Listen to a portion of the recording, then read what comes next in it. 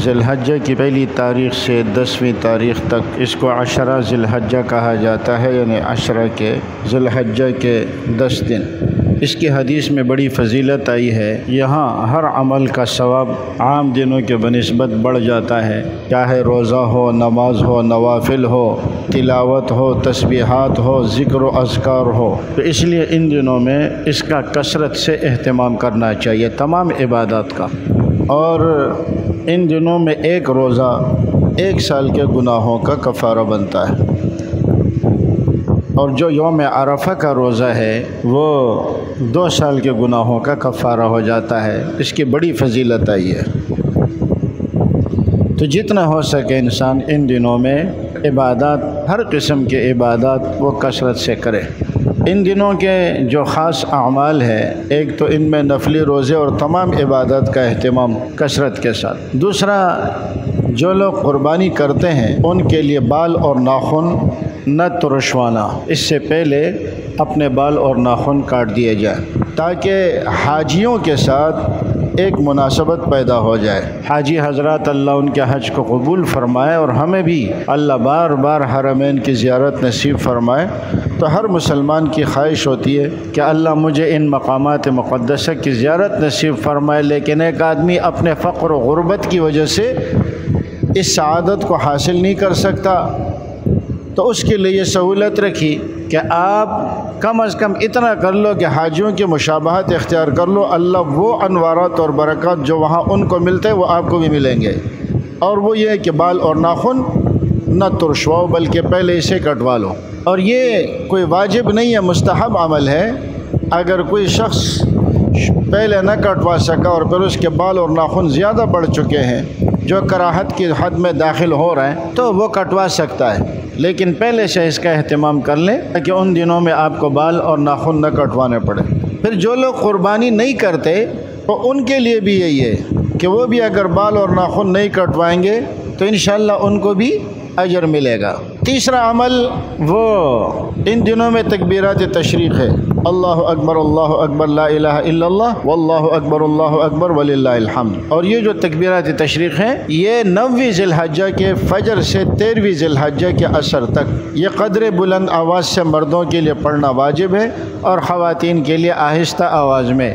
مردوں کو تو یاد آ جاتا ہے، اس لیے کہ جب شروع کرتے ہیں تو مسجد میں پڑھ لیتے ہیں، لیکن خواتین کو یاد نہیں رہتا، تو وہ یہ ہے کہ جہاں وہ نماز پڑھتی ہے اس کے سامنے لکھ کر لگا لیں تاکہ یہ تکبیرات تشریق وہ کر سکیں۔ اور اسی طرح چوتھا عمل اس میں جو خاص عمل ہے وہ قربانی کا ہے۔ قربانی کے بارے میں تو ہم بتا بھی چکے ہیں اور مسائل بتاتے بھی چلتے ہیں۔ تو بہرحال ان دنوں میں عبادات کا کثرت سے اہتمام، ان دنوں میں خاص کر روزے کی فضیلت، اور پھر بال اور ناخن نہ ترشوانا، اور پھر اس کے بعد تکبیرات تشریق۔ قربانی کے متعلق مسائل ہم بیان کرتے رہتے ہیں۔ عام طور پر ہوتا یہ کہ جو ہمارے ساتھی باہر ہوتے ہیں وہ ہمیں کہہ دیتے ہیں کہ میری قربانی آپ پاکستان میں کریں، یا ہم کہہ دیتے ہیں کہ آپ باہر کر دیں۔ تو جو لوگ ملک سے باہر رہتے ہیں اور ان کی قربانی آپ پاکستان میں کر رہے ہیں، تو اس کے لیے یہ ضروری ہے کہ دونوں ملکوں میں عید کا دن ہو۔ مثلاً اگر سعودیہ کی عید ہم سے 1 دن پہلے ہے تو وہ ہماری قربانی نہیں کر سکتے، اس لیے کہ ہمارے ہاں ابھی عید کا دن نہیں ہوا، اور ہم تیسرے دن سعودیہ والوں کی قربانی نہیں کر سکتے۔ کیوں؟ اس لیے کہ ہمارے ہاں جو تیسرا دن ہوگا وہاں وہ چوتھا دن ہوگا، وہ قربانی کا دن نہیں ہوگا۔ تو یہ ایک مثال ہے کہ یہاں بھی عید کا دن ہو، وہاں بھی عید کا دن ہو، چاہے پہلا ہو یا دوسرا ہو یا تیسرا ہو۔ تو اگر کسی ملک میں ہم سے 1 دن پہلے عید ہو رہی ہے تو اگر ہم ان کی قربانی کریں گے تو وہ ان کا دوسرا دن ہوگا، ٹھیک ہے، جائز ہے، لیکن ہم تیسرے دن ان کی قربانی نہیں کر سکتے، اس لیے کہ تیسرے دن ان کے ہاں عید نہیں ہے۔ وہ ہماری طرف سے قربانی کر رہے ہیں تو پھر وہ پہلے دن نہیں کر سکتے، اس لیے کہ پہلے دن ہمارے ہاں عید نہیں ہوتی۔ پھر گاؤں دیہاتوں کے اندر جو قربانی کا وقت ہوتا ہے تو وہ طلوع فجر کے بعد ہی شروع ہو جاتا ہے۔ تو اگر آپ نے جانور وہاں بیچ دیا ہے اور قربانی کا دن وہی ہے تو طلوع فجر کے بعد وہ آپ کی قربانی کر سکتے ہیں۔ لیکن شہر میں یاد رکھیں، شہر میں اگر کسی ایک جگہ بھی عید کی نماز ادا ہو گئی تو پورے شہر میں قربانی کرنا جائز ہو جاتا ہے۔ قربانی کرنے والے کا عید کی نماز پڑھنا ضروری نہیں ہے۔ اگر آپ نے ابھی عید کی نماز نہیں پڑھی اور آپ کی قربانی شہر میں ادا ہو گئی ہے تو آپ کی قربانی ہو جائے گی، لیکن شرط کیا ہے کہ پورے شہر میں کسی ایک جگہ بھی اگر عید کی نماز ادا ہو گئی تو آپ کی قربانی وہ ہو جاتی ہے۔ اسی طرح قربانی کے جانور ذبح کرنے والا جو ذابح ہے اس کے لیے مسلمان ہونا ضروری ہے، اور اس میں بہت احتیاط کی ضرورت ہوتی ہے۔ یہ جو گلیوں میں قصائی گھومتے رہتے ہیں ان کے مذہب کا پتہ نہیں ہوتا۔ ان دنوں میں عیسائی بھی آ جاتے ہیں، ہندو بھی آ جاتے ہیں، اور ہم اپنے جانور ان سے ذبح کرواتے ہیں۔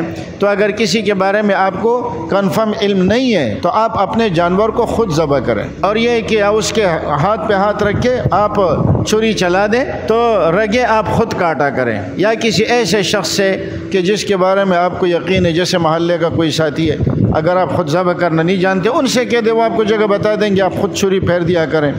یا یہ کہ کسی اور سے آپ ذبح کروا لیں، لیکن جس شخص کے مذہب کے بارے میں آپ کو علم نہ ہو اس سے آپ جانور ذبح نہ کرایا کریں۔ پھر جانور ذبح کرنے میں چونکہ جیسے ملحدین کا اعتراض میں نے آپ کو بتایا کہ وہ کہتے ہیں یہ ظلم ہے، تو اگر آپ حقیقت کے اعتبار سے دیکھیں گے تو واقعتاً یہ بات رحم کے خلاف معلوم ہوتی ہے کہ ہم کسی جانور کی جان لیتے ہیں، لیکن اس جانور کی جان لیتے وقت ہم کیا پڑھتے ہیں؟ بسم اللہ اللہ اکبر۔ اس کی وجہ کیا ہے؟ اس کی وجہ یہ ہے کہ اگر کوئی شخص مجھ پہ اعتراض کرے تو میں کہہ سکوں میں اللہ کے نام پہ ذبح کر رہا ہوں، اللہ نے مجھے اس کی اجازت دی، اللہ نے میرے لیے اس کو غذا بنایا ہے، اور اللہ کے نام پہ اللہ کی رضا کے لیے میں اس کو ذبح کر رہا ہوں۔ اب اللہ نے اس کو آپ کی غذا کیوں بنایا؟ تو کہا اللہ اکبر، اللہ سب سے بڑا ہے، وہ جس کو چاہے مخدوم بنائے، جس کو چاہے خادم بنائے۔ تو یہ دونوں الفاظ بسم اللہ اللہ اکبر کہنا یہ ضروری ہے، اور اگر کسی نے صرف بسم اللہ کہا تو بھی کافی ہے، اور اگر صرف اللہ اکبر کہا تو بھی کافی ہے، لیکن دونوں کہنا یہ شریعت کے مطابق اور سنت کے عین مطابق ہے۔ اگر کوئی شخص تکبیرات کہنا بھول جاتا ہے، یعنی بسم اللہ اللہ اکبر کہنا بھول جاتا ہے، تو بھی جانور حلال رہے گا، لیکن اگر کوئی قصداً چھوڑ دے تو پھر جانور حرام ہو جائے گا، اور جانور ذبح نہیں ہوگا، قربانی نہیں ہوگی۔ بھولنے سے ہو جائے گی، قصداً چھوڑنے سے نہیں ہوگی۔ ایسے ہی قصائی جب ذبح کرتا ہے تو ہم اس کے ساتھ اپنا ہاتھ رکھ لیتے ہیں، ذبح کرنے والے ہم خود ہوتے ہیں، تو قصائی پر بھی لازم ہے اور ذبح کرنے والے دونوں پر لازم ہے کہ وہ بسم اللہ اللہ اکبر کہیں۔ اگر دونوں میں سے کسی ایک نے نہیں کہا اور قصداً چھوڑ دیا، مثلا آپ کہتے ہیں کہ قصائی نے کہہ دیا کافی ہے، قصائی کہتے ہیں کہ آپ نے کہہ دیا کافی ہے، تو بھی جانور حلال نہیں ہوگا۔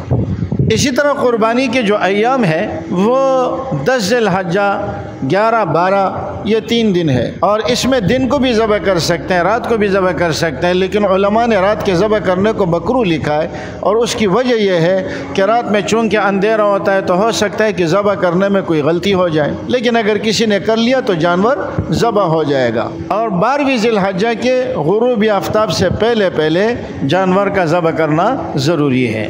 اگر کوئی جانور ذبح نہ کر سکا تو وہ اس کو صدقہ کر دے، اس لیے کہ قربانی کی قضا نہیں ہے۔ اسی طرح اگر کوئی شخص امیر ہے اور اس نے جانور خریدا اور اس کا جانور گم ہو گیا یا مر گیا تو اس پر لازم ہے کہ وہ دوسرا جانور خریدے اور اس کی قربانی کرے۔ لیکن اگر کوئی شخص غریب ہے اور اس کے اوپر قربانی لازم نہیں تھی اور اس نے جانور خرید لیا تو اس پر اب قربانی واجب ہو گئی۔ اب یہ جانور وہ لازماً ذبح کرے گا، وہ اس جانور کو تبدیل نہیں کر سکتا، اور جس پر قربانی واجب ہے اس نے بھی اگر کوئی جانور خریدا تو اس کے لیے بھی مناسب یہی کہ اسی جانور کو ذبح کرے، وہ اس کو تبدیل نہ کرے۔ اگر اس نے تبدیل کر کے اگلے سستا جانور خریدا تو جو پیسہ اضافی آئے وہ اس کو صدقہ کرے۔ لیکن اگر جانور گم ہو جاتا ہے، یہ مسئلہ بڑا عجیب ہے۔ اگر امیر آدمی نے جانور خریدا، وہ جانور گم ہو گیا، اس نے دوسرا جانور خریدا تو امیر آدمی کے اوپر دوسرا جانور خریدنا لازم ہے۔ لیکن اگر غریب نے جانور خریدا اور وہ جانور مر گیا تو اس پر دوسرا جانور خریدنا لازم نہیں ہے۔ لیکن اگر وہ پہلا جانور بھی مل گیا، یہ جانور بھی ہے اور پہلے بھی مل گیا، تو امیر آدمی صرف ایک کی قربانی کرے گا اور غریب آدمی دونوں کی کرے گا۔ اس کی وجہ یہ ہے کہ امیر آدمی پہ جو قربانی آئی ہے نا، وہ اس کے صاحب نصاب ہونے کی وجہ سے آئی ہے، اور غریب آدمی پہ جو قربانی آئی ہے وہ اس کے خریدنے کی وجہ سے آئی ہے۔ تو اب پہلا والا بھی اس نے خریدا، دوسرا والا بھی اس نے خریدا، تو تو اب اگر غریب آدمی تھا اور اس نے 2 جانور خریدے تو اب پہلا بھی مل گیا تو اب اس پر دونوں کی قربانی لازم ہوگی.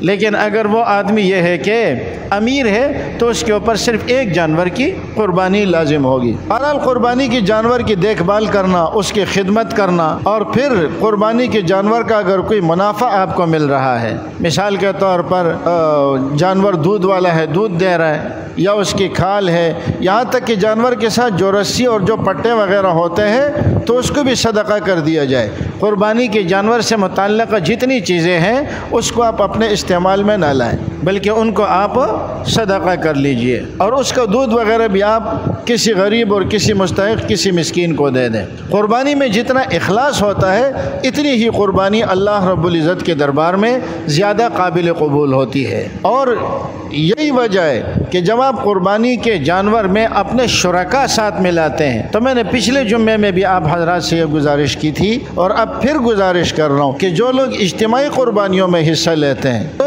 ٹھیک ہے آپ کا جو بھی نظریہ ہے، لیکن اگر آپ کی آمدنی مشکوک ہے یا حرام ہے اور آپ قربانی کے جانور میں شریک ہو گئے تو جتنے لوگ اس میں شریک ہوں گے ان سب کی قربانی ضائع ہو جائے گی، اور اس کا ذمہ دار وہ شخص ہوگا کہ جو قربانی میں شریک ہو چکا ہے. تو اس لیے قربانی کے لیے صاف ستھرے اور حلال مال کا اہتمام فرما لیا کرے. اللہ ہمیں عمل کی توفیق